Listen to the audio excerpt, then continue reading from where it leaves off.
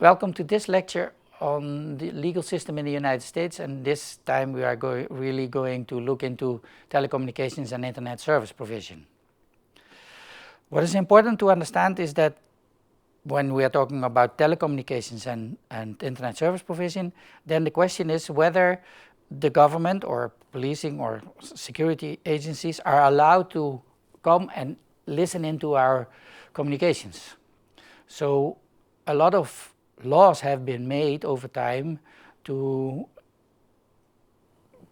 cause, let's say, to allow the right things to be done by the government, so the reasonable cause, and the warrants or not warrants on intruding into your private communications, in your telecommunications or in your internet, email, and things like that.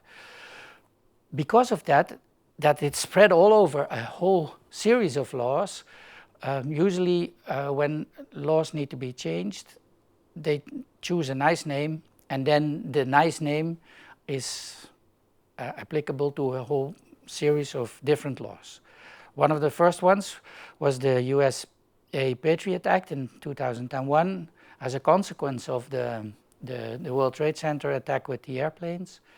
A bit later, well, a whole bunch, about 15 years later, Obama made an act, the called Freedom Act, that changed a lot of underlying legal provisions. And recently, in February 2018, there is the so-called Cloud Act, which also has to do with in what way American companies or American security organizations are allowed to search into data on foreigners.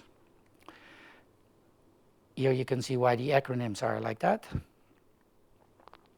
So, intrusion into your telecommunications and ISPs can be done through the Patriot Act, the Freedom Act, the Cloud Act, but in reality they are changing laws which are already there, namely the Foreign Intelligence Surveillance Act, the Electronic Communications Privacy Act, ECPA, and the Stored Communications Act. So these three, Patriot, Freedom, and Cloud Act, are changing usually a whole series of obligations which are and duties which are under which are formulated under these laws. We will really go into detail in one of the next modules in how and in what way the Patriot Act, the Freedom Act, and the Cloud Act changed all these different acts, so that we know in what way they are intruding on the privacy of US citizens as well as the privacy of non-US citizens. This ends this module on the legal system, and I hope that I was able to explain the background of privacy protection, let's say the legal system, as it is applicable in the United States.